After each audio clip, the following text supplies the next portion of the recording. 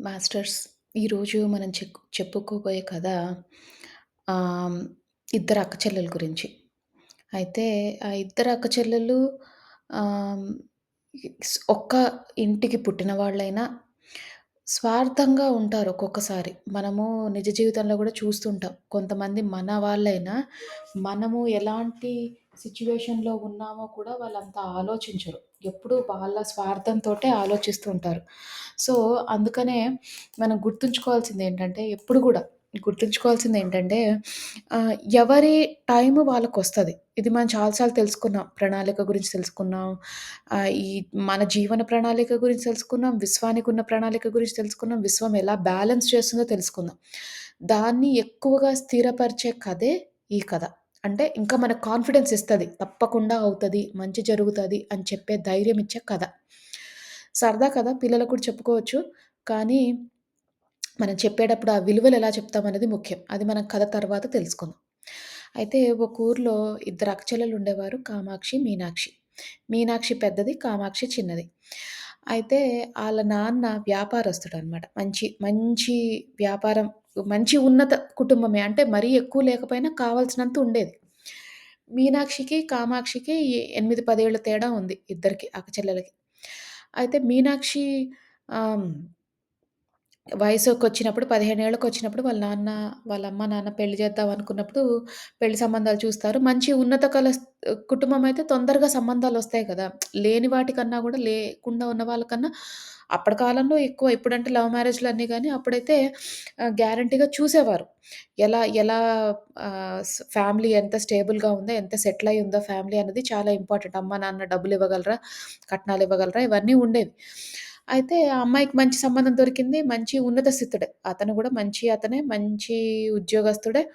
బానే మంచి తన లైఫ్ సెట్ అయిపోయింది. మీనాక్షిది. కామాక్షికి, మీనాక్షికి 10 ఏళ్ల తేడా ఉంది కదా! మధ్యలో ఏమైపోయిందంటే ఆ 10 ఏళ్లలో వీళ్ళ వ్యాపారం వీళ్ళ తండ్రి వ్యాపారం ఏదో బాగా నష్టపోయి ఇంగ ఆల్‌మోస్ట్ రోడ్డు మీదకొచ్చేసారనమాట. ఏమీ లేదు. ఇంకా మామూలు గుడిసె ఇంటికొచ్చేసినంత స్టేజ్‌కొచ్చేసారు. అంటే ఇక మొత్తం జీరోకొచ్చేసారు. మరి అలాంటప్పుడు కూతురు అంటే మీనాక్షి మరి కూతురే కదా! కొంచెం ఎంతో కొంత సహాయం చేయొచ్చు కదా! అటొచ్చి, ఇటొచ్చి ఏదో ఒకటి. మరీ కాకపోయినా ఎప్పుడైనా మధ్య మధ్యలో ఏమైనా హెల్ప్ చేయొచ్చు కదా! అస్సలు చేసేది కాదు. పైగా వీళ్ళు నాతో పాటు ఉంటే నాకు చెడ్డ పేరొస్తుంది. నా వాల్యూ పోతుంది అన్న ఫీలింగ్‌లో ఉండేదనమాట. సరే ఎవరిష్టం వాళ్ళది. ఎవరి ఇది వాళ్ళది. టైం అంటూ ఉంటుంది గదా! అప్పుడు హ్మ్. మనమేమనుకుంటాం సినిమాల్లో జూసి కామాక్షికి మంచి సంబంధం దొరుకుతది. ఉన్నత వాళ్ళు దొరుకుతారని. అదేం లేదు. కామాక్షికి మామూలు సంబంధమే దొరికింది. ఆయనేం గొప్పగా ఇది చేసే అతను కాదు. ఏదో గంతకి తగ్గ బొంత అన్నట్టు అతను గూడా అసలు పెద్ద గొప్పగా ఏమీ లేదు. చాలా చాలా వీళ్ళు ఒక్క పూట తింటుంటే అన్నం ఆయన 2 పూటలు తింటాడు అంతే తేడా. ఇక ఏమీ లేవు. సరే కామాక్షికి పిల్లలు పుట్టారు. మీనాక్షికి పిల్లలు పుట్టారు. ఎన్నేళ్లయిందిది ఆల్‌మోస్ట్ 5, 6 ఏళ్ళు, 10 ఏళ్ళు అవుతుంది. అయితే మీనాక్షి పిల్లలు పెద్దోళ్ళయిపోయారు. 10 ఏళ్ల గ్యాప్ ఉంది గదా! అక్క చెల్లెలకి మరి. మీనాక్షి పిల్లలు 10 ఏళ్లున్నప్పుడు తినకి కామాక్షి పెళ్లయిందనుకోండి ఇంచుమించు. ఇక 20 ఏళ్ళొచ్చేటప్పటికి కామాక్షి పిల్లలు 10 ఏళ్ళు అనుకోండి. రఫ్‌లీ. అయితే మీనాక్షి కూతురికి సంబంధం కుదిరింది. పెళ్లి చేద్దాం అనుకుంది. ఇగ పెళ్లి చేసేటప్పుడు ఎప్పుడైనా ఇంట్లో వాళ్ళుంటే చాలా మంచిది. అయితే ఈ మీనాక్షి ఎప్పుడు గూడా వాళ్ళ చెల్లి దగ్గరికి ఇప్పుడు పెద్దమ్మ గదా! చెల్లి పిల్లలకి ఎట్లైనా పెద్దమ్మ. ఎంతో కొంత ఇవ్వడమో, చేయడమో అట్లా ఏమీ లేదు. చాలా స్వార్థం. నేను, నా పిల్లలు, నా కుటుంబం, నా భర్త, నా హోదా, నా నా స్ నా నా ప్రాపర్టీ నావే. అన్నీ నావి, నావి, నావి. నేను మంచిగా ఉన్నానా లేదా అంతే. ఇక వేరే వాళ్ళు ఎంత నాశనం అయిపోయినా నాకనవసరం. ఆళ్ళ సొంత వాళ్ళైనా సరే నాకే ప్రాబ్లమ్ లేదు. పరువు వీటి మీదే అన్నీ వాటి మీదే ఉండేది. సరే నడుస్తుంది. ఆమె టైం బావుంది. నడుస్తుంది. ఇప్పుడు ఏమైంది 40 ఏళ్ల దాకా వచ్చినాయి. అమ్మాయికేమో 20 ఏళ్ళు. పెళ్లి చేద్దాం అనుకుంది. అయితే వాళ్ళ చెల్లి దగ్గరికెళ్ళి మాట్లాడుతదనమాట. "సరే రా నువ్వు పెళ్ళికి రా. నువ్వు మాత్రమే రా. నీ భర్తని, నీ పిల్లల్ని తీసుకురాకు. పాడు పిల్లలు, పాడు భర్త. అసలు ఏమి లేకిగా ఉంటారసలు. వాళ్ళక్కడికొచ్చారనుకో అందరి మీద పడి తింటారు. తి తి తిండికి మొహం గతి లేనోళ్ళు గదా మీరు. మీకు కొంచెం ఇది, ఇది" అని ఏదో కొన్ని మాటలంటది. అనంగానే తిను కొంచెం బాధపడతది. అయినా అక్క పిలిచింది గదా! ఇలాంటప్పుడే గదా సహాయం జేసుకోవాలి అని చెప్పి కొంచెం తగ్గించుకొని ఒక్కతే వెళ్తది. ఎళ్ళినప్పుడు ఈ పిల్లలుంటారు కదా! పిల్లలు "అమ్మ, అమ్మ మేము వస్తామే" అంటే, "లేదు నువ్వు రావద్దు. హ్మ్. నేనొచ్చేటప్పుడు ఏదైనా తీసుకొస్తానులే మీకు మంచి బహుమతి అని చెప్పి ఎళ్తది. భర్త దగ్గర పిల్లల్నొదిలేసి వెళ్తది. ఒక మ్ 3 రోజుల ముందు, 3 రోజుల తర్వాత మొత్తం ఒక వారం రోజులనుకోండి. 7 రోజులు వెళ్తది వాళ్ళ అక్క దగ్గరికి. అన్ని పనులు చేస్తది. ఈ పని, ఆ పని. ఇక ఈ అమ్మాయినైతే పని మనిషిలాగానే చూసి ఇంక పని మనిషి కంటే ఘోరం. పని మనిషికైతే ఆహ్, ఆహ్, సా డబ్బులు ఇవ్వాలి, కొంచెం ఏదో ఒకటి ఇవ్వాలి గానీ, ఈ అమ్మాయికి అది గూడా లేదు. డబ్బులు గూడా లేవు. ఫ్రీగా వచ్చిన పని మనిషి అన్నమాట.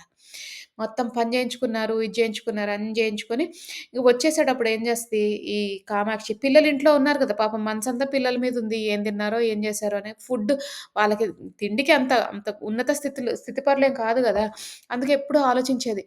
అప్పుడేమనుకుంది పెళ్లి కంటే ప్రతిరోజు స్వీట్లు తెస్తారు గదా! ఫస్ట్ డే నుంచి స్వీట్లు ఉంటూనే ఉంటాయి. ఏదో ఒక రకరకాలకి విడితిండికో స్వీట్లు తీసుకెళ్తారు. మళ్ళీ తోట పానకాలంటారు. అంటే తోట పండుగ అంటారు కొంతమంది. దానికి కొన్ని స్వీట్లు తీసుకెళ్తారు. అట్లా కొన్ని ఉంటాయి. ప్రతిదానికి స్వీట్‌లొస్తూనే ఉంటాయి. అయితే మొదటి రోజొచ్చిన స్వీట్లుంటాయి గదా! అవి కొన్ని రోజుల తర్వాత పాడైపోతాయి. అంటే కొంచెం ఇదయిపోతాయి. ఫస్ట్ 1, 2 డేస్‌లో వచ్చిన స్వీట్లుంటాయి గదా!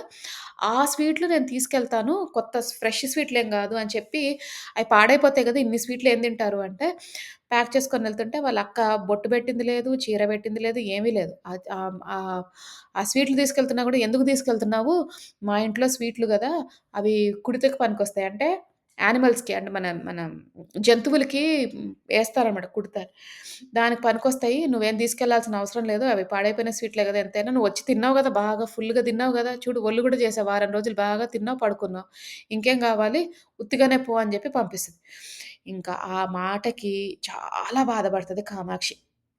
అసలు ఎంత బాధపడతదంటే ఇక చచ్చిపోదాం అనుకుంటది. ఏంటి బతుకు, పాడు బతుకు డబ్బులుంటేనే గదా! ఎవరికైనా విలువ. డబ్బులు లేనప్పుడు ఎవరు పట్టించుకుంటారు మన్ని? లోకం అంత మంచిది కాదు. ఆ సమాజం అంత మంచిది కాదు. సొంత వాళ్ళే కేర్ చేయట్లే. బయట వాళ్ళు ఎట్లా కేర్ చేస్తారు మన్ని? ఎట్లా పట్టించుకుంటారు మన్ని? ఎవరు పట్టించుకోరు. అయితే ఇంగ చాలా దుఃఖంతో, చాలా బాధతో ఇగ నేను చచ్చిపోదామని ఎళ్తది. ఎళ్ళేటప్పటికి ఇలా నడుస్తూ ఉంటే తోవలో ఒక పాము తగులుతది. నడుచుకొని ఇంటికెళ్తుంది. పాతకాలపు కథ గదా! పాము తగులుతది. పాము చూసేటప్పటికి బెదిరిపోతది. బెదరంగానే ఆ పాము చచ్చిపోయి ఉంటది. సరే ఈ పాముని వండి పిల్లలకి పెట్టేస్తాను. నేను తింటాను. అందరం కలిసి చచ్చిపోతాము. ఇంగెందుకు బతుకు, ఈ బతుకు మాకెప్పుడు డబ్బులకొచ్చేవి లేదు, చచ్చేవి లేవు అనుకోని ఆ పాము తలా, తోక కట్ చేసి పాముని తీసుకొని వెళ్తది. ముక్కలు కట్ జేసి. ఇంటికి రాగానే పిల్లలడుగుతారు, "అమ్మ, అమ్మ ఏం తెచ్చావే?" అంటే ఆ పెద్దమ్మ చాప ముక్కలు పంపించింది. ఇది చాలా రేర్ చాప. ఈ చాప ఎక్కడ దొరకదు. ఈ టేస్ట్ కూడా వేరుగా ఉంటది ఈ చేపది. నేను అన్నం వండి పెడతాను అని చెప్పి కొంచెం పొయ్యి మీద బియ్యం పెట్టింది. ఈ చేప ముక్కలన్నేసి కొంచెం చింతపండు పులుసేసి, కొంచెం ఉప్పు, కొంచెం పసుపు వేస్తే అందులో కారం లేదని తెలిసింది. కారమో, మసాలానో ఏదో లేదు మొత్తానికి. ఏమనుకుంటే ఎవరి దగ్గరికైనా ఎళ్లి ఇంత మసాలా తెస్తాను. కొంచెం అది మరి ఏదో మాంసం గదా! మాంసం తింటే పిల్లలు చచ్చిపోతారు కనీసం తినంగానే. అనేసి పక్క వీధికెళ్తది. ఈ ఊర్లో అప్పులిచ్చే వాళ్ళు గూడా ఉన్నారో లేరో పక్కింటికెళ్ళి ఏదో పక్క వీధికెళ్ళి కొంచెం మసాలా తీసుకొస్తది. మసాలా పొడి దాంట్లో వేయడానికి. అయితే అంత లోపల వీళ్ళ ఆయనేం జేశాడు, ఒక కర్ర పట్టుకొని ఇట్లా తిప్పుతారు గదా! కుండ మీద పెట్టిన ఇది పులుసు గదా! ఉడుకుతుంది. అది తిప్పడానికి ట్రై చేస్తే ఇట్లా కర్ర బెట్టి, గరిటె బెట్టి తిప్పడానికి చేసినప్పుడు టక టక సౌండొస్తుంది. గరిటె కుండకి తగిలి సౌండొస్తుందనుకుంటాడాయన. కాకపోతే కాదు. ఏదో రాయి తగులుతున్నట్టు సౌండొస్తుంది. గట్టిగా ఉంది. ఏంటో సౌండొస్తుందని ఇంటికి రాగానే భార్యకి చెప్పంగానే భార్య చూసేటప్పటికి ఏమైద్దంటే, ఆ పాము ముక్కలు కోసింది గదా! ఆ ముక్కలు ఒక్కొక్క ముక్కలో ఎంత సైజు ముక్కుందో అంత సైజు బంగారం ఉంది. బంగారం బార్‌లాగా ఉందన్నమాట ఆ బంగారం. చూస్తే అమ్మో! ఏంటిది బంగారం ఉంది అనుకుంటారు. అంత మరి ఆ కాలంలో అంత బంగారం అంటే ఎన్ని డబ్బులు. అయితే చూడంగానే ప్రతి ముక్కలో ఒక బంగారం ఉంది. ఆహ్, ఆహ్, ఆ కుండ పక్కన పెట్టేసి, ఆ బంగారం తీసుకెళ్ళి ఊరికెళ్ళి అమ్మేసి డబ్బులు తెచ్చుకుంటారు. డబ్బులు తెచ్చుకొని ఇంక ఫస్ట్ ఏం జేస్తారు తినడం. తిండే లేదు గదా! తినడానికి తెచ్చుకుంటారు. బట్టలు కొనుక్కుంటారు. కొంచెం మంచి బట్టలు, ఇంట్లో కొన్ని సామాన్లు, వస్తువులు, సరుకులు అన్నీ కొనుక్కుంటారు. మిఠాయిలు కొనుక్కుంటారు. ఇవన్నీ చూసి అందరూ అనుకుంటారు ఏంటో ఫస్ట్ ఏమనుకుంటారు బట్టలు, తిండి చూస్తే ఫస్ట్ ఎవరైనా ఏమననుకుంటారు వాళ్ళ అక్క ఇచ్చినట్టుంది. పెళ్ళికెళ్ళింది గదా! అక్కడి నుంచి అన్ని సామాన్లు తెచ్చుకున్నట్టుంది. కొత్త బట్టలును అవన్నీ వాళ్ళ అక్క ఇచ్చినట్టుంది అనుకుంటారు. ఊరుకుంటారు. మర్నాడేమైంది ఇంకో బంగారం అమ్ముకొని మళ్ళీ డబ్బులు తీసుకొచ్చి ఇక ఇంట్లో సామాలు, సరుకులు, ఇంటికి సున్నాలు గూడా ఏయించుకుంటది. ఎప్పటినుంచో కోరికలున్నాయి పాపం ఈ అమ్మాయికి. ఏం జేస్తది? మంచిగానే పెరిగింది చిన్నప్పుడు. కాకపోతే టైం బాగోక ఇట్లా అయ్యింది. కోరికలొచ్చేటప్పటికి భగవంతుడే నన్ను కరుణించాడు. నేను చచ్చిపోదాం అనుకోని ఎళ్ళినప్పుడు ఇంత ఇంత నాకు ఇచ్చాడనేసి ఆ కోరికలన్నీ తీర్చుకుంటుంది. ఇంటికి వెల్లలేయించుకుంటుందనమాట. రంగేయించుకుంటుంటే అప్పుడు ఎవరో చూస్తారు. చూసి అనుకుంటారు, అమ్మో! వీళ్ళ అక్క చాలా సహాయం చేసినట్టుంది. ఇంటికెళ్ళి వారం రోజులుండి పని చేసింది గదా! పని చేసినందుకు చాలా డబ్బులిచ్చినట్టున్నారు వాళ్ళందరూ. సో, ఆ డబ్బులిచ్చినందుకు ఈమె ఇవన్నీ చేసుకుంటుంది కాబట్టి హ్మ్, ఏం చేశారు వాళ్ళు ఉంటారు గదా! ఈ ఊరు నుంచి ఆ ఊరికెళ్ళేవాళ్ళు. వాళ్ళ అక్క ఊరికెళ్ళే వాళ్ళకి ఎవరో ఉంటే తెలిస్తే ఎళ్లి "ఏమ్మా ఎంతిచ్చావు నీ చెల్లికి? భలే రంగులేయించుకుంటుంది ఇంటికి" అనంగానే ఈమెకు ఉడికిపోతదసలు. ఏడ్నుంచొచ్చినాయి ఈమెకిన్ని డబ్బులు? అసలు చీరకు గతి లేదు మా చెల్లికి. అలాంటిది ఇంటికి వెల్లలెట్లా ఏయించుకుంటది? అంటే ఏంటి పెళ్ళికొచ్చిన తర్వాత వెళ్ళేయించుకుంది అందరూ నా దగ్గర నుంచి తీసుకొచ్చారనుకుంటున్నారు. అంటే గ్యారంటీగా ఇది కొట్టేసింది నా దగ్గరేదో. వే నా నగలేవో కొట్టేసింది. తీసుకెళ్ళి అమ్ముకొని ఇవన్నీ చేసుకుంటుందనేసి ఇల్లంతా ఎతుక్కుంటది. నగలన్నీ కరెక్ట్‌గానే ఉన్నాయి. అన్నీ బాగానే ఉన్నాయి. వెళ్తది. వెళ్ళంగానే చూస్తది. అమ్మో! ఇది బానే ఏయించుకుంటుంది. ఇవన్నీ చేస్తుంది. ఇన్ని చేయడానికి నా నా దగ్గరున్న నగలమ్మినా ఇన్ని డబ్బులు రావు. ఏదో ఉంది. దీనికేదో డబ్బులొచ్చినాయి. ఏదో జేసింది మొత్తానికని జెప్పి, ఆ ఊర్లో న్యాయాధికారులుంటారు గదా! అక్కడ పంచాయతీలు పెడతారు గదా! చెట్టు కింద పంచాయతీలు వాళ్ళకెళ్ళి చెప్తదనమాట. ఇట్లా మా చెల్లి కొట్టేసింది నా దగ్గర. నా డబ్బులన్నీ కొట్టేసింది. తన దగ్గర ఇన్ని డబ్బులెక్కడున్నాయి? వాళ్ళ ఆయనకి వ్యాపారంలో పెరగలేదు. ఏమీ రాలేదు. సడెన్‌గా ఎట్లొస్తాయి డబ్బులు? నా దగ్గరవే అంటే అందరూ నమ్మారు. ఎందుకంటే సడెన్‌గా ఎట్లొస్తాయి? ఆయన వ్యాపారము సడెన్‌గా ఏమీ ఇంప్రూవ్ అవ్వలేదు. ఆయన ఉద్యోగము ఏం పెద్ద ఇది రాలేదు. ఏమీ లేదు. సడెన్‌గా ఎట్లొస్తాయి డబ్బులు? అయితే వాళ్ళేం జేస్తారు పిలుస్తారు. ఇద్దరు అక్క చెల్లిని పిలిస్తే చెప్తది ఆమె కథంతా చెప్తది. చెప్పంగానే అతనంటాడు హ్మ్. అతనంటాడు ఇక అదే తినంటది ఆహ్, అప్ అది గూడా నాదే. మా ఇంటికొచ్చినప్పుడు కలిసింది గదా! ఆ గిన్నె అది గూడా నాదే. నాకే రావాలా డబ్బులు. ఆ గిన్నెలో చేయబెట్టి నేను తీసుకుంటా అంటే వాళ్ళంటారు, "సరే తీసుకో. నీకేది గావాలో తీసుకో" అని ఆ గిన్నె పక్కన పెట్టింది గదా! 3 రోజుల కిందట. ఆ గిన్నెలో చేయబెట్టంగానే ఈమెకి మాత్రమే ఒక పాము కనిపిస్తది. పెట్టనివ్వదు. బుస్సు బుస్సు కొడుతుంది పాము. అయితే పెట్టుకో తీయి అంటే తీయదు. అసలు తీయలేకపోతది. చెయ్యి పెట్టలేకపోతది. పెట్టనివ్వదు ఆ పాము. ఆహ్, అలానే ఇటుపక్క అంటే వీళ్ళ చెల్లొచ్చి "నేను తీస్తానుండు" అని చెప్పి తను చేయి పెడితే పామేమనదు. తీసేస్తది. తీసి "ఇగో ఇది నాదే. నేనే పెట్టుకున్నాను ఇందులో" ఇది చూపిస్తది.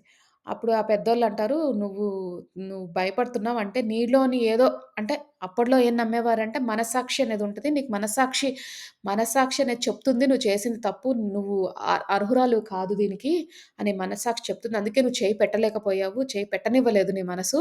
ఈ అమ్మాయిది కాబట్టి, ఈ అమ్మాయికే దొరికింది కాబట్టి, ఈ అమ్మాయి పెట్టుకుంది, తీసుకుంది అని మనస్సాక్షి గురించి చెప్తారనమాట. అప్పుడు చెప్పినప్పుడు ఊరంతా తెలిసిపోయింది. ఈ అక్క ఏమీ ఇవ్వలేదు. మంచి ఇది పిసినారి దానిలాగా ఉంది. పని చేయించుకుంది ఇన్నేళ్ళు ఒక్క హెల్ప్ చేయలేదు. కనీసం పెళ్ళికైనా ఇస్తదనుకుంటే పెళ్ళికి కూడా పని మనిషిలాగా చూసుకొని ఎళ్ళిపోయిందని మొత్తం పరువంతా పోయింది. ఆ వియ్యపురాలు ఎవరైతే ఉంటదో పెళ్లి చేసింది గదా! కూతురు పెళ్లి. ఇలాంటి తల్లికిచ్చి చేశావా అని ఆ వియ్యపురాలు ఆళ్ళ కూతురిని దెప్పి దెప్పి చంపేది. ఆ కూతురొచ్చి తిట్టి తిట్టి పెట్టేది వాళ్ళ తల్లిని. సొంత పిన్నినే అట్లా నువ్వు చూసావు. కనీసం ఇది ఇవ్వలేదు. చూడు మా అత్తగారింట్లో నాకెంత చెడ్డ పేరొచ్చిందో. నీ వల్ల నాకెంత ప్రాబ్లమ్ అయిందో. అందరూ నన్నక్కడ హీనంగా జూస్తున్నారు. నన్నడుగుతున్నారు. నువ్వు నువ్వు మీ అమ్మింటికెళ్తే నీకు కనీసం బొట్టు పెట్టి జాకెట్ ముక్కైనా ఇస్తదా నన్నడుగుతున్నారు. ఎక్కిరిస్తున్నారు నన్ను అని. అంటే ఒళ్ళు చచ్చిపోయినంత పనయింది. అంటే అంత కక్కుర్తెందుకు ఒక్క మనిషికి అనుకుంటాం మనం ఎప్పుడైనా సరే. ఇంతనా మరి ఇట్లా అంటే ఇట్లా గూడా ఉంటారా జనాలు అని అనుకుంటా. కానీ ఉంటారు. ఉండేవాళ్ళుంటారు. మన సొంత వాళ్ళు గాకపోవచ్చు కొంచెం దగ్గర వాళ్ళుండారు. ఆడపడుచులో లేకపోతే ఇంకెవరో ఇంక పిన్నిలో, మన అత్తలో టైం బాగోనప్పుడు రకరకాల మనుషులు రకరకాలుగా మనని అట్లా చూస్తారు. సొంత వాళ్ళే అంటే మరీ తోబుట్టులు గాకపోయినా కనీసం మావయ్య పెళ్ళామో, పెద్దమ్మలో, పెద్దనాన్నలో అట్లా చూసేవాళ్ళు గ్యారంటీగుంటారు.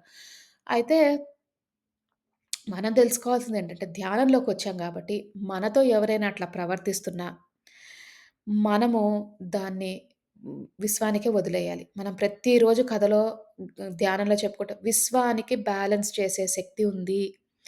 అందులో ఆ కథలో ఆ పాము ఏదో కాదు మన మనస్సాక్షి. వాళ్ళ మనస్సాక్షి అంటూ వాళ్ళకెప్పుడో ఒకొక్కసారి చెప్తుంది. "నువ్వు చేసేది తప్పు. ఇది కాదు. తిను మీ సొంత చెల్లెలే. తనకి సహాయం చెయ్యాలి. ఇట్లా చేస్తే కుదరదు" అని మనస్సాక్షి మీనాక్షికి చెప్పింది. అయినా తను వినలే. అహము మాయలో పడిపోయింది. నాకున్నదంతా ఎక్కడ పోతదని. ఎన్ని సినిమాల్లో చూడలేదు. ఫస్టు ఆ అబ్బాయి డబ్బులు లేవని చెప్పి పెళ్లి చేసుకోరు. తర్వాత మళ్ళీ ఆ అబ్బాయికి డబ్బులొస్తాయి. వేరే వాళ్ళు ఎవరినైతే పెళ్లి చేసుకున్నారో వాళ్ళు లాస్ అయిపోతారు. ఏంటంటే ఈ టైం అనేది చాలా ట్రిక్కీ. అంటే హ్మ్. మనల్ని మాయలో పారేస్తుంది. మన దగ్గర అన్నీ ఉన్నప్పుడు ఏమనుకుంటాం, ఆహా! మన దగ్గర ఇంతుంది. ఈ గతిలేని వాళ్ళ దగ్గర మనం వెళ్ళడం ఏంటి, వాళ్ళ దగ్గర చూడడం ఏంటి అనుకుంటాం. కానీ మనం నేర్చుకోవాల్సిందేంటంటే, మన మనసుని వినడం. ఫస్ట్ మన మనసు ఏదైనా చెప్తుందనుకో, ఇది తప్పు అని లోపల నుంచి చెప్తుందనుకో, అది చెయ్యొద్దు. తప్పు అని చేస్తే మనం కొత్త కర్మలు తెచ్చుకుంటున్నాం. మనకి అన్నీ మంచిగా ఉన్నప్పుడు ఇంకెక్కువ సహాయం చేయాలి. ఇంకెక్కువ హెల్ప్ చేయాలి. ఇంకెక్కువ జనాలకి ఇంకొంచెం ఆహ్, ఏమంటారు మంచి మంచిగా ఇవ్వాలి. మన దగ్గర బాగున్నప్పుడు మనం దాచుకున్నామనుకోండి, మనకి ఆ దాచుకునే దగ్గర మనకి అది రాదు. అంటే అది అది ఉండదు. లక్ష్మీదేవి ఒక దగ్గర నిలవదంటారు. అది ఖర్చు పెట్టాలి. ఖర్చు పెట్టడం ఎలా ఖర్చు పెట్టాలి? ఈ విశ్వానికి ఉపయోగపడేటట్టు, నలుగురికి జనాలకు ఉపయోగపడేటట్టు ఖర్చు పెట్టాలి. ఎప్పుడైతే మనం అట్లా ఖర్చు పెడతామో మళ్ళీ, మళ్ళీ వస్తది. లక్ష్మీదేవి ఆటోమేటిక్‌గా వచ్చేస్తది. మనం ఎప్పుడిస్తామో అప్పుడొచ్చేస్తది మళ్ళీ. మంచి పనికి యూజ్ చేస్తున్నాం గదా! విశ్వానికి కావాల్సింది గూడా అదే. ఇంకోటేంటంటే మనం ఎవరికైతే మంచి పని జేస్తున్నామో వాళ్ళ దగ్గర నుంచి ఎక్స్‌పెక్ట్ చేస్తాం. ఇప్పుడు ఒక్కొక్కసారి ఏమైద్దంటే ఇప్పుడు ఒక ఎగ్జాంపుల్ చెప్తా. ఒక మనిషికి మీరు హెల్ప్ చేశారు. దేనో సహాయం చేశారు. మనం ఏమనుకుంటాం, అతనే మనకు తిరిగి సహాయం చేస్తాం అనుకుంటాం. కానీ అక్కడి నుంచి రాకపోవచ్చు. వేరే దగ్గర నుంచి రావచ్చు మీకు సహాయం. అందుకని ఎక్స్‌పెక్టేషన్స్ అనేవి తగ్గించేసుకుందాం. మనకు అవసరం ఉన్నప్పుడు మనకి హెల్ప్ చేసేవాళ్ళు 10 మందుంటారు. అంతే. మనకు కావాల్సింది కూడా అదే. మనకు అవసరం ఉన్నప్పుడు వాళ్ళే చేయక్కర్లే. కాకపోతే మనం మానవులం గదా! మనకు తెలీదు. ఎవరికైతే ఇచ్చామో వాళ్ళ దగ్గర నుంచి మళ్ళీ రిసీవ్ చేసుకుందాం అనుకుంటాం. కానీ ఒక్కొక్కసారి అట్లా ఉండదు. వేరే దగ్గర నుంచి కూడా వస్తది. సో, ఈ అమ్మాయికి ఈమె వాళ్ళ అక్క అవమానించినా, ఆ అవమానం తీర్చడానికి వేరే విధంగా ఛాన్స్ దొరికింది. డైరెక్ట్‌గా అప్పుడు అనలేకపోయినా, పాము రూపంలో వచ్చి నీకు నగలొచ్చినియి, డబ్బులొచ్చినియి. ఆమె దగ్గర నుంచి ఎందుకు రావాలి? నువ్వెంత పని చేశావు ఆమెకి? క కామాక్షి, మీనాక్షికి చాలా పని చేసింది. ఆ అమ్మాయి దగ్గర నుంచి ఎందుకు రావాలి డబ్బులు? వేరే దగ్గర నుంచి వచ్చినియి. మంచి చేసినప్పుడు వేరే దగ్గర నుంచి వస్తాయి. అట్లా. ఈ కథ కాబట్టి అన్నీ తొందరగా అయిపోయిన ఈవెంట్స్ మనకు తెలిసిపోయింది. ఒక్కొక్కసారి మనకు నిజ జీవితంలో టైం పడతది. ఏడాదిలో అవ్వకపోవచ్చు. 10 ఏళ్లలో రావచ్చు. 5 ఏళ్లలో రావచ్చు. లేకపోతే 20 ఏళ్లలో రావచ్చు. కానీ రావడం అయితే తప్పకుండా వస్తది. ఎందుకంటే యూనివర్స్‌కి బ్యాలెన్స్ చేసే శక్తి ఉంది. సో, అందుకని మాస్టర్స్ మీ స్థితి ఎలాంటిదైనా, మీరు ఎలాంటి కష్టాల్లో ఉన్నా, ఏది జరిగినా, ఇది టైం అని మాత్రం గుర్తుంచుకోండి. మీకంటూ ఒక టైం తప్పకుండా వస్తది.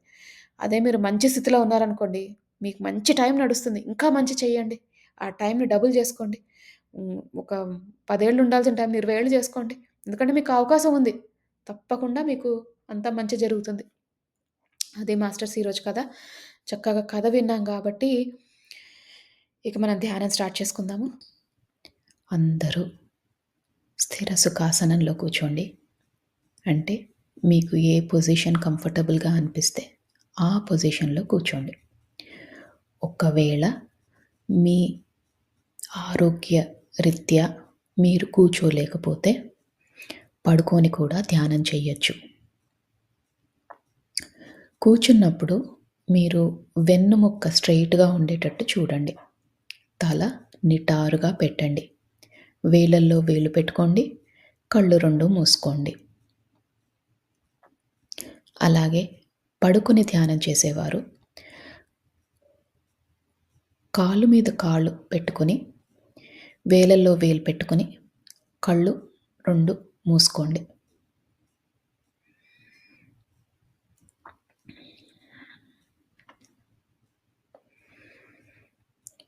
ఇప్పుడు మనము నిండు శ్వాసని తీసుకుందాం. అంటే శ్వాస ఎంత నిండుగా ఉండాలంటే, మనం శ్వాస లోపలికి పీల్చుకుంటున్నప్పుడు, ఈ విశ్వంలోని సమస్త కాస్మిక్ ఎనర్జీ అంతా కూడా మీ శరీరంలోకి వెళ్తున్నట్టు భావించండి. ఈ విశ్వంలో ఎంతో మంచి పాజిటివ్ ఎనర్జీ ఉంది. అదంతా కూడా మనం స్వీకరిస్తున్నాం. మన శరీరాన్ని, మన మనసుని ఓపెన్ చేసి పెట్టుకున్నాం. ప్రతి ఒక్క కాస్మిక్ ఎనర్జీ గానీ, పాజిటివ్ ఎనర్జీ గానీ రిసీవ్ చేసుకునే స్థితిలోకి వెళ్ళబోతున్నాం. అందుకని చక్కగా ఒక్క నిండైన శ్వాస తీసుకోండి.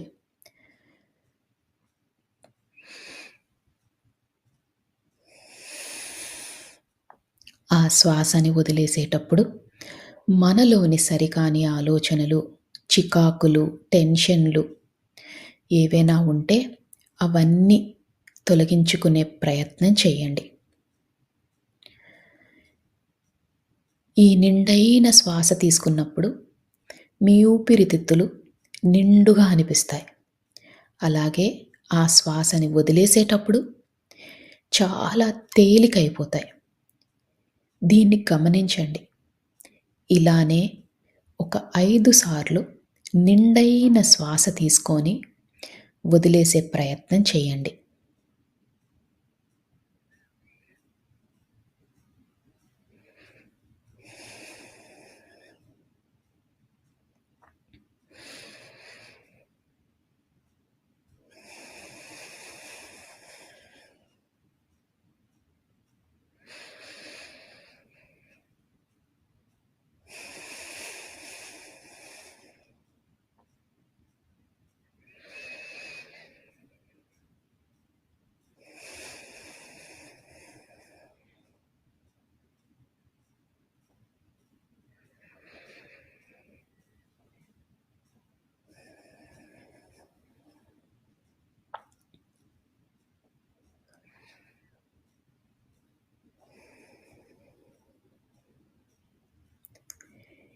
ఇప్పుడు మీ మనసు, శరీరం చాలా తేలికైనట్టు మీకు భావన కలుగుతుంది. మనమిప్పుడు శరీరంలో ప్రతి భాగాన్ని రిలాక్స్ చేసుకునే ప్రయత్నం చేద్దాం. అంటే ముందుగా సహస్రారం, తల భాగం దాన్ని రిలాక్స్ చేసుకునే ప్రయత్నం చేద్దాం. అలానే ముఖము, చెవులు, భుజాలు, చేతులు, చేతి వ్రేళ్ళు, పొట్ట, నడుము, కాళ్ళు, పాదాలు, కాలి వ్రేళ్ళు అన్నిటినీ రిలాక్స్ చేసుకోండి.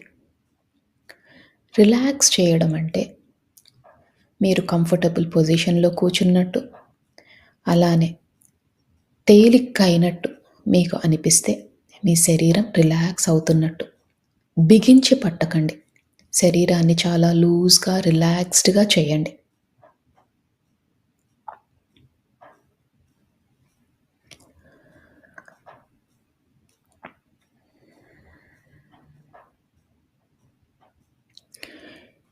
ఇప్పుడు మీ శరీరం అంతా రిలాక్స్ అయింది. మీ మనసు కూడా చాలా తేలిక అయింది. ఇక అతి ముఖ్యమైన విషయం, మీరు ఎలాంటి సమస్యతో బాధపడుతున్నా, ఎలాంటి స్థితిలో ఉన్నా, ఇదంతా తాత్కాలికమని మాత్రమే గుర్తించండి. ఎందుకంటే ఏ సమస్యకైనా ఒక సమాధానం ఉంటుంది. దాని దొరికే ప్రయత్నమే, దాన్ని కనుక్కునే ప్రయత్నమే ఈరోజు మనం చేసే ఈ ధ్యానం. అందుకని శరీరం అంతా రిలాక్స్ చేస్తున్నాం. మనసుని రిలాక్స్ చేస్తున్నాం.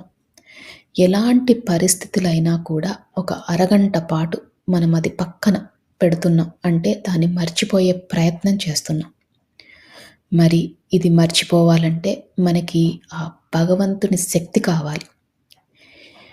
మీ ఇష్టదైవమైన ఎవరైనా మీ ఇష్టదైవం ఉంటే ఆ ఇష్టదైవాన్ని మనస్ఫూర్తిగా నమస్కరించుకోండి. అలానే ఒకవేళ మీకు ఇష్టదైవం లేకపోయినా, భగవంతుడి పైన నమ్మకం లేకపోయినా, ఈ విశ్వంలోని ఉన్న కాస్మిక్ ఎనర్జీ, ఆ పాజిటివ్ ఎనర్జీ ఏదైతే మనల్ని నడిపిస్తుందో దాన్ని నమస్కరించుకొని, కృతజ్ఞతలు తెలియజేసుకొని, మనతో పాటు ధ్యానం చేయడానికి ఆహ్వానించండి. మీ ఇష్టదైవాన్నైనా, ఈ పాజిటివ్ ఎనర్జీనైనా మనతో పాటు ధ్యానం చేసే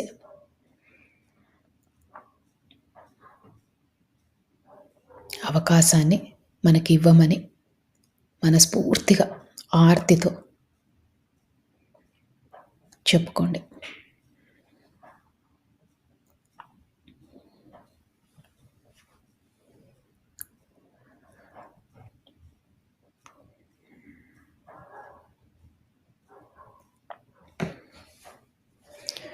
మీ శరీరమంతా తేలికైపోయింది.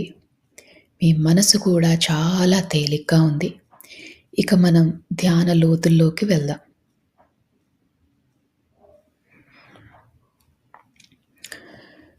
మీకు కనుబొమ్మల మధ్యన బొట్టు పెట్టుకునే దగ్గర రకరకాల రంగులు కనిపిస్తాయి. కొన్నిసార్లు విజన్స్ గానీ, కాంతులు గానీ కనిపిస్తాయి. దాన్ని థర్డ్ ఐ లొకేషన్ అంటారు. ఈ ధ్యానం మొత్తంలో కూడా ఆ లొకేషన్‌లో అంటే మీ కనుబొమ్మల మధ్యన దృష్టి పెట్టేలాగా, దాని మీద ఫోకస్ పెట్టేలాగా చూసుకోండి. మీకు ఎప్పుడు ఆలోచనలు వచ్చినా నెమ్మదిగా శ్వాస మీదికి ధ్యాస మరల్చండి. ఆలోచనలు వస్తూ ఉంటాయి. అది చాలా సహజం.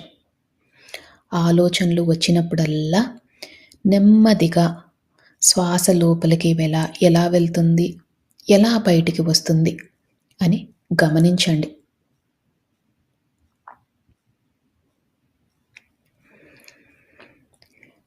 ఆలోచనలతో పోట్లాడొద్దు. నెమ్మదిగా శ్వాస మీదికి ధ్యాస మరల్చండి.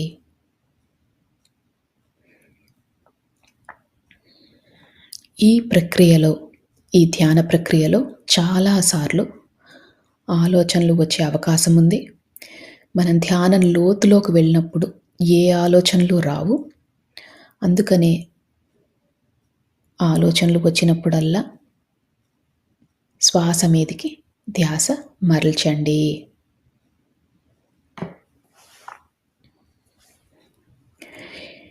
మనం ధ్యాన లోతుల్లోకి వెళ్ళబోతున్నాము. ఇక 3 సార్లు మళ్ళీ మంచి నిండైన శ్వాస తీసుకొని వదిలేయండి. శ్వాస తీసుకుంటున్నప్పుడు మీతో పాటు ఉన్న భగవంతుని శక్తి కూడా మీ దగ్గరికి వస్తున్నట్టు, అలానే ఈ విశ్వంలోని కాస్మిక్ ఎనర్జీ శక్తి అంతా కూడా మీ శరీరంలోకి వెళ్తున్నట్టు భావించండి. ఈసారి ఆ శక్తి రెండింతలయ్యింది. ఎంతో అద్భుతమైన ఈ శక్తిని మనం స్వీకరిస్తున్నాం. అందుకని శ్వాస లోపలికి వెళ్ళేటప్పుడు చక్కగా నిండుగా మీ ఊపిరితిత్తులన్నీ కూడా నిండుగా అయ్యేటట్టు భావించి ఆ శ్వాసని తీసుకొని మళ్ళీ వదిలేయండి. ఇలా 3 సార్లు చేయండి.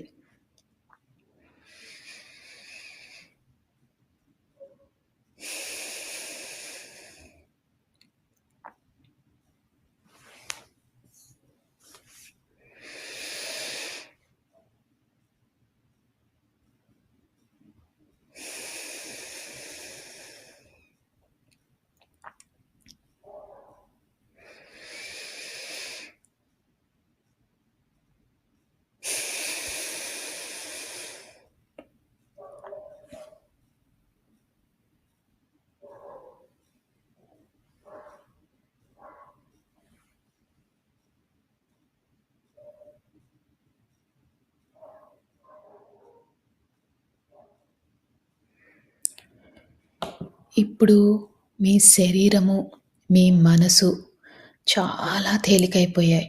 ఇంకా మీరు ధ్యాన లోతుల్లోకి వెళ్ళారు. అంటే మీ పక్క జరిగేవి ఏమీ వినిపించవు. నా మాటలు మాత్రమే వినిపిస్తున్నాయి. ఆ కనుబొమ్మల మధ్యన ఉన్న ఆ ప్రదేశాన్ని అంటే థర్డ్ ఐ లొకేషన్‌ని బాగా ఫోకస్‌లో పెట్టండి. ఒక్కోసారి మీకు ఆ థర్డ్ ఐ లొకేషన్‌లో కొంచెం భారంగా అనిపించినా, నొప్పిగా అనిపించినా అది చాలా సహజం.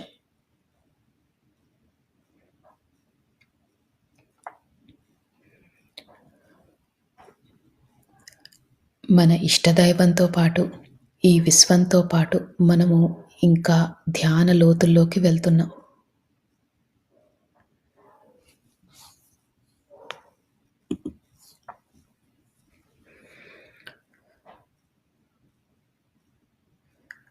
ఈ ధ్యాన లోతుల్లోకి వెళ్ళేటప్పుడు మీరు గమనించాల్సిన విషయం, మీ శరీరమంతా చాలా తేలికైపోయింది. మీకు ఎలాంటి ఇబ్బందులు లేవు. మీరు చాలా ధ్యాన స్థితికి వెళ్ళబోతున్నారు. ఈ విశ్వం మనకు సహకరిస్తుంది. మనము అద్భుతమైన స్థితికి వెళ్ళబోతున్నాం. మనకున్న పరిస్థితులు తాత్కాలికం మాత్రమే.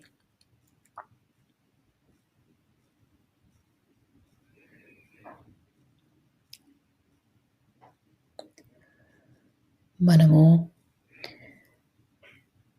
ఈ జీవితానికి, ఈ విశ్వానికి, మన ప్రయాణానికి, ఈ జీవన ప్రయాణానికి కృతజ్ఞతలు తెలియజేసుకోవాలి. ఎందుకంటే ఎంతో అదృష్టం ఉంటే మనం ఈ ధ్యాన మార్గంలోకి వచ్చాము. జ్ఞానాన్ని తెలుసుకుంటున్నాము. అందుకని మనము మనస్ఫూర్తిగా ఒకసారి కృతజ్ఞతలు కూడా తెలియజేసుకుందాం.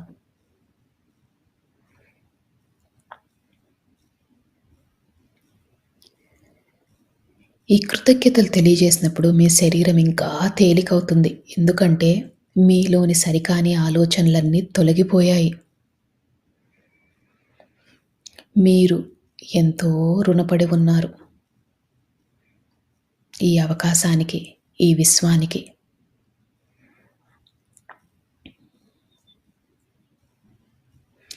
మనసుని బాగా తేలిక చేసుకోండి. అదే స్థితిలో ఉండండి.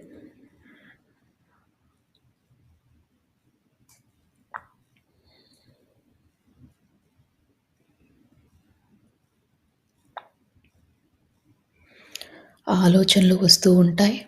ఆలోచనలు వచ్చినప్పుడల్లా కూడా నెమ్మదిగా శ్వాస మీదికి ధ్యాస మరల్చండి.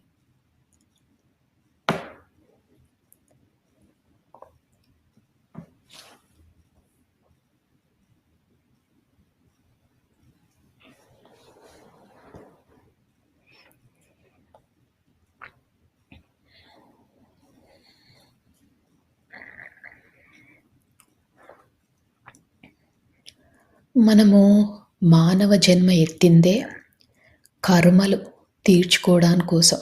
అంటే ఎన్నో జన్మలుగా కర్మలు చేస్తున్నాం. దాన్ని తొలగించుకునే ప్రయత్నం చేస్తున్నాం. ఈ కర్మలు తొలగిపోవాలంటే మనలో పరివర్తన చాలా ముఖ్యం. అలానే పశ్చాత్తాపం, ప్రాయచిత్తం కూడా చేసుకోవాలి. అంటే మనం చేసిన తప్పులని, గతంలో గాని, గత జన్మలలో గాని చేసిన తప్పులని క్షమించమని మనస్ఫూర్తిగా కోరండి.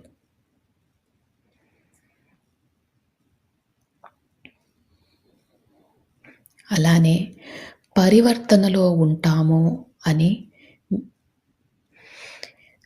సహాయం కావాల్సిన వాళ్ళకి సహాయం చేస్తామని మనస్ఫూర్తిగా సంకల్పం చేసుకోండి.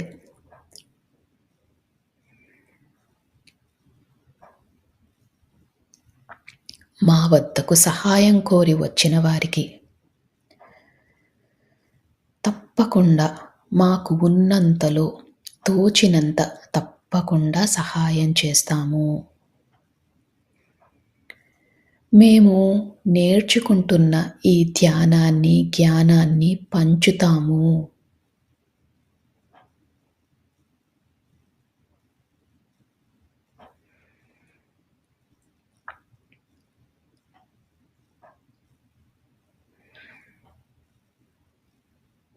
ప్రతి జీవాత్మకు కూడా మా వల్లే సుఖంగా బ్రతికే హక్కు ఉందని తెలుసుకున్నాము.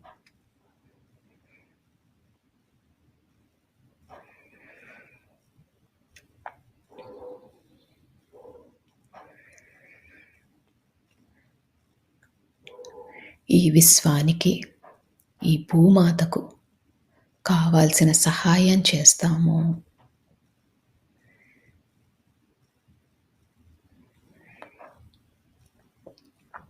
ఈ సంకల్పాలు మనం చెప్పుకున్నప్పుడు మీ శరీరం ఇంకా తేలికవుతుంది. మీ మనసు కూడా బాగా తేలికవుతుంది.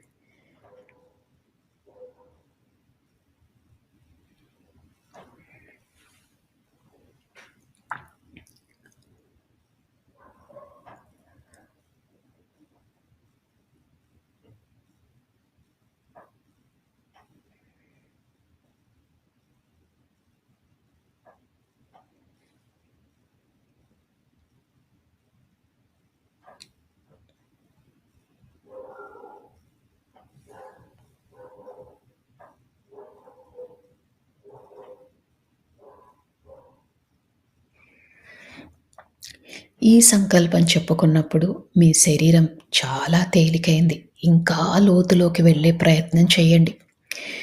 మీ పక్కన ఏది జరుగుతున్నా మీకు పట్టించుకోవద్దు. నా మాటలు మాత్రమే మీకు వినిపిస్తున్నాయి. ఈ ధ్యాన లోతుల్లోకి మీరు వెళ్ళిపోయారు. ధ్యానంలో ఆ మహాదేవుడిని, ఆ పరమశివుడిని, ఆ జగన్మాతను, మీ ఇష్టదైవాన్ని, అలానే మీకు ఈ విశ్వం నుంచి కావాల్సిన సహకారం దొరకాలని మనస్ఫూర్తిగా కోరండి. ఇప్పుడు విశ్వంలోని సమస్త కాస్మిక్ ఎనర్జీ అంతా కూడా కాంతుల రూపంలో మన శరీరంలోకి వెళ్తున్నట్టు భావించండి. అద్భుతమైన కాంతులు, ఎటు చూసినా కాంతులే. ఈ కాంతులే మనకు సర్వం, ఈ కాంతులే మనకు దైవం, ఈ కాంతులే మనకు ఆరోగ్యం.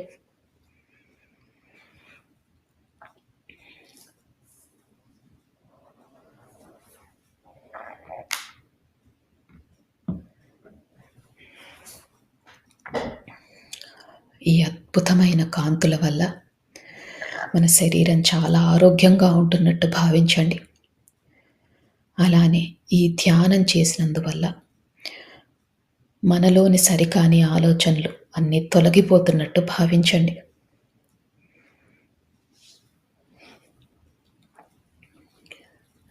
ఈ రోజు నుంచి మన కుటుంబ కలహాలన్నీ తొలగిపోతాయి. మన ఆర్థిక స్థితి మెరుగుపడుతుంది. మనం పడుతున్న మానసిక వ్యధ తొలగిపోతుంది. మన ఆరోగ్యం మెరుగుపడుతుంది. అద్భుతమైన కాంతులు, ఎటు చూసినా కాంతులే.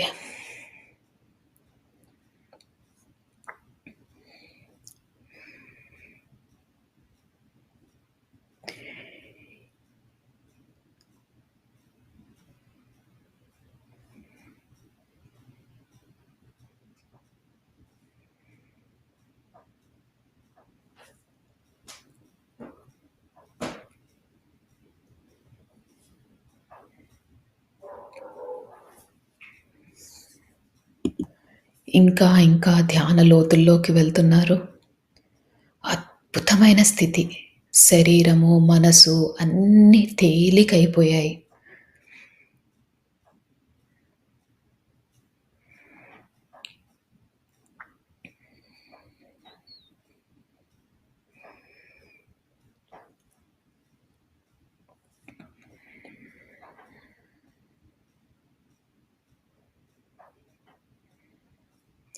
ఒకవేళ ఆలోచనలు వస్తుంటే ఆలోచనలని వాటితో పోట్లాడకుండా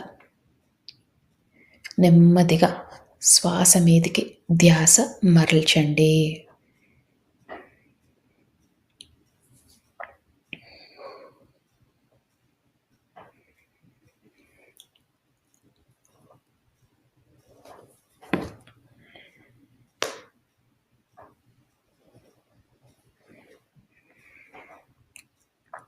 ఇంకా ఇంకా ధ్యాన లోతుల్లోకి వెళ్తున్నారు.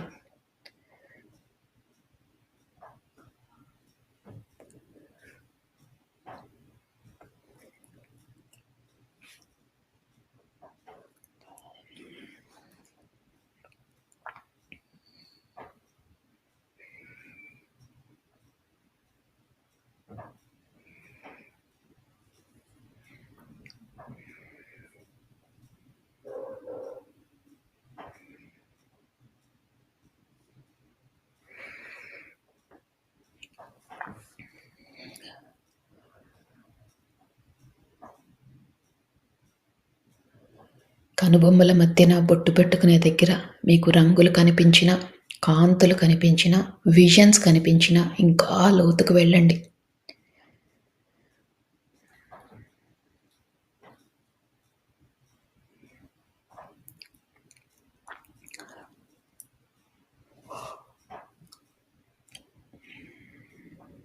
అద్భుతమైన ధ్యాన స్థితిలో ఉన్నారు. సంకల్పాలు చెప్పుకున్నాం. పశ్చాత్తాపంలో ఉంటామని, ప్రాయశ్చితం చేసుకుంటామని, పరివర్తనలో ఉంటామని మనము విశ్వానికి మాట ఇచ్చాం.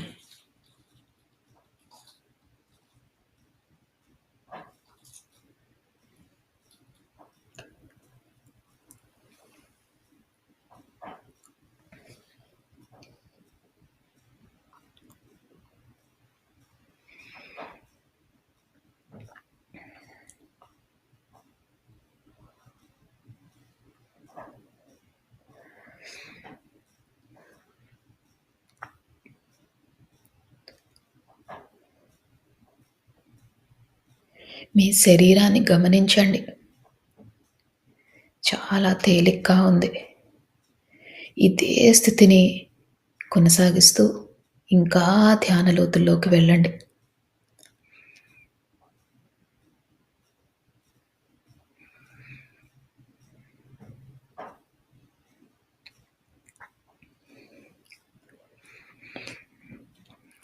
ఇప్పుడు మీరు ఈ జన్మలో ఎవరినైనా మీరు బాధ పెట్టి ఉంటే మనస్ఫూర్తిగా వాళ్ళకి క్షమాపణలు తెలియజేసుకోండి.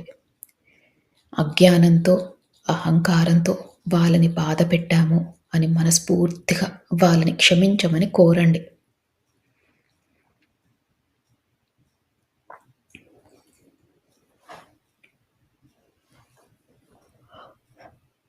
అలానే ఎవరైనా మిమ్మల్ని బాధపెట్టి ఉంటే ఈ ఈ గతంలో వారిని మనస్ఫూర్తిగా మీరు క్షమించండి. వారు తెలియక, అజ్ఞానంతో, అహంకారంతో తప్పులు చేసి ఉంటారు. అందుకని మీకు వారిపైన ఎలాంటి కోపమున్నా, ద్వేషమున్నా అవన్నీ తొలగించుకోండి.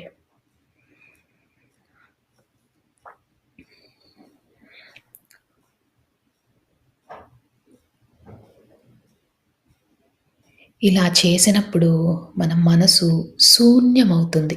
మనసు శూన్యమైనప్పుడే ఈ విశ్వంతో అనుసంధానం అవ్వగలం. మీ ఇష్టదైవంతో అనుసంధానం అవ్వగలం. అందుకని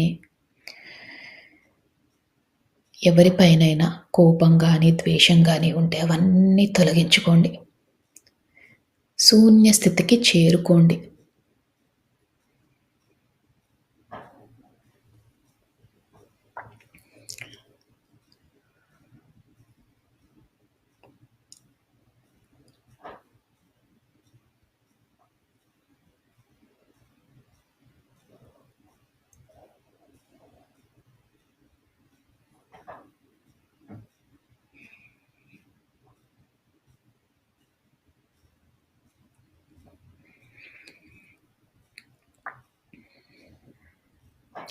ఎప్పుడైతే మనం క్షమాపణలు కోరామో, మనని బాధపెట్టిన వారిని క్షమించామో, మన మనసు శూన్య స్థితికి చేరుకుంది. మీరు ఇంకా ధ్యాన లోతుల్లోకి వెళ్తున్నారు. ఆ విశ్వంతో అనుసంధానం అవుతున్నారు.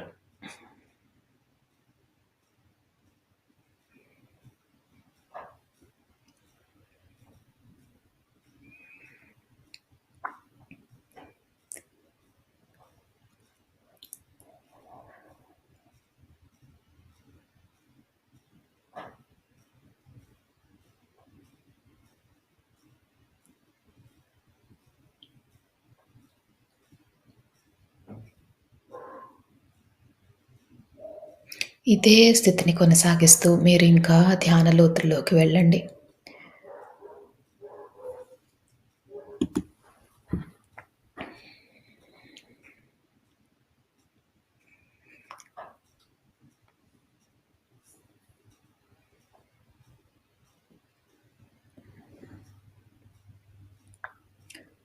అద్భుతమైన ధ్యాన స్థితిలో ఉన్నారు.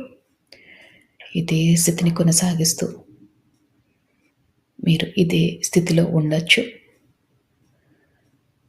ఒకవేళ ఈ స్థితి నుంచి బయటికి రావాలనుకుంటే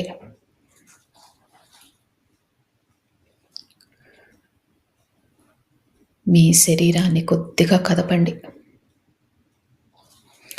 నెమ్మదిగా మీ ధ్యాన స్థితిలో నుంచి బయటికి రండి. చేతులు 2 విడదీయండి. కళ్ళ మీద పెట్టుకోండి. మీతో పాటు ధ్యానం చేసిన వారందరికీ కూడా మనస్ఫూర్తిగా కృతజ్ఞతలు తెలియజేసుకోండి. ఈ విశ్వానికి కృతజ్ఞతలు తెలియజేసుకోండి. మీ ఇష్టదైవానికి కృతజ్ఞతలు తెలియజేసుకోండి. మీ మాస్టర్స్‌కి కృతజ్ఞతలు తెలియజేసుకోండి. ఇంత మంచి జీవితాన్ని ధ్యానం చేసుకునే అవకాశాన్ని ఇచ్చినందుకు మనస్ఫూర్తిగా ధన్యవాదాలు తెలియజేసుకుంటూ అలానే తెలియక చేసిన తప్పులేవైనా ఉంటే క్షమించమని కోరుతూ, మీరు ధ్యాన లోతుల్లో నుంచి బయటికి రావచ్చు.